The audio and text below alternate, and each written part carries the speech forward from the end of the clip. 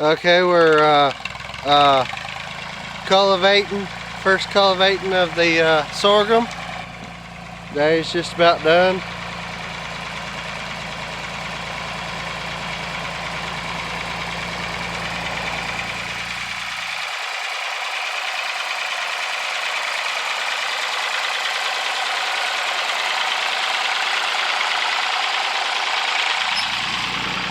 Anyway, here's the sorghum. You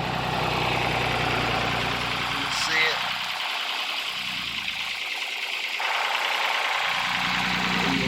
it in the rows right there. It's about 3 inches tall or so, and it's pretty thick. There's a couple bald places, but I think it'll be fine.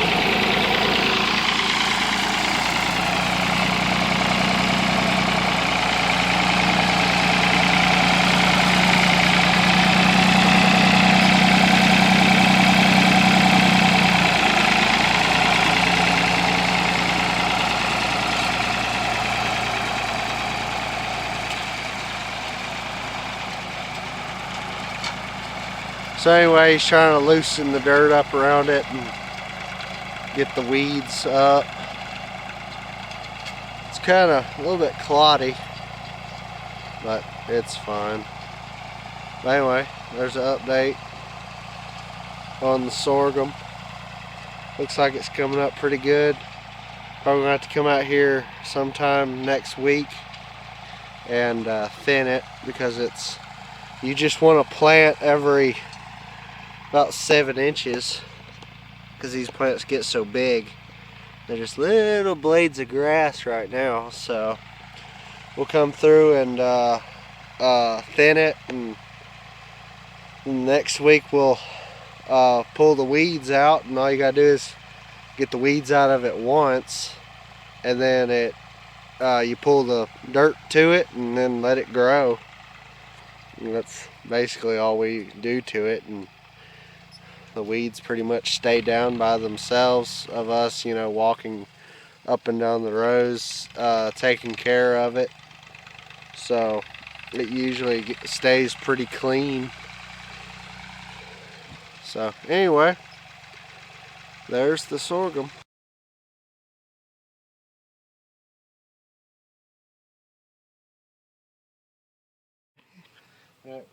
Pepe down here, he's got him a new collar.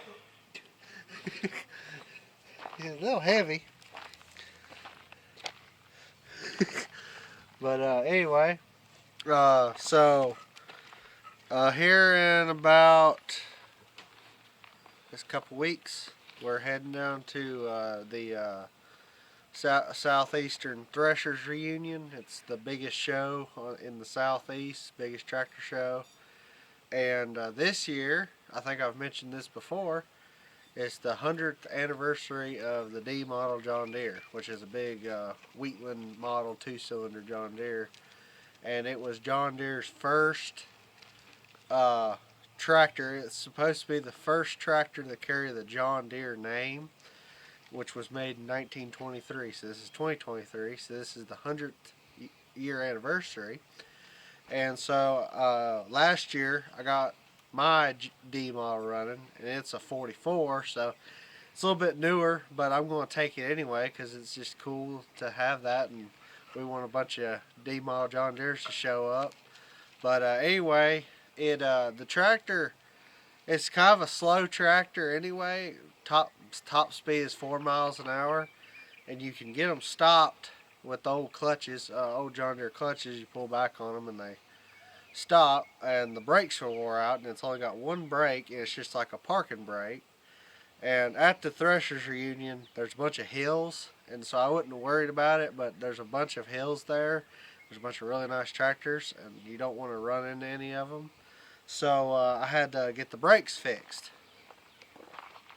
And so anyway, if you can look here, this piece right here, so this is the D brake. It only has one brake on it, and it's a band brake. There's a drum in the center, and basically it pulls It pulls, it rotates like that, and it tightens around the drum, and that's how it stops the tractor. So anyway, minus this piece, just this band right here with the new lining and everything, and just this band. Uh, I don't know if you could get it from John Deere, but I looked at an aftermarket one, and it was around $250 for a brake band for a tractor. Just one brake band was $250, and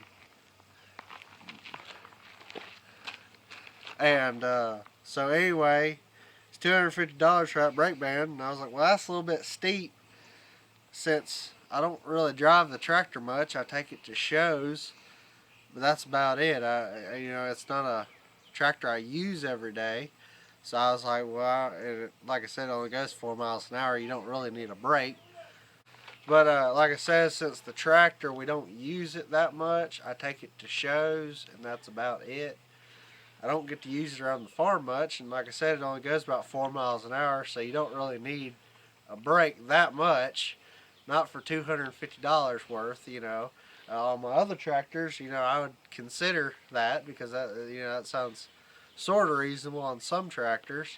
But for this tractor, I wasn't having that much. So me and my dad come up with an idea, and we're pretty sure it'll work. So what we did, is we went aftermarket and bought these brake linings. And what these brake linings are for a G model John Deere, like that one right there. I don't know if you can see, it's kind of dark. And aftermarket, you get about 4 of these flexible linings for about $24 with all the rivets. So it did take some work, as you can see, because it doesn't have the rivets aren't in the right place. But anyway, we have a riveter for these brake lines, so it's not that big of a deal for us. So Daddy, he went through, he measured and drilled all these holes, and done a little fitting and put them G linings inside there, and I think it's gonna work.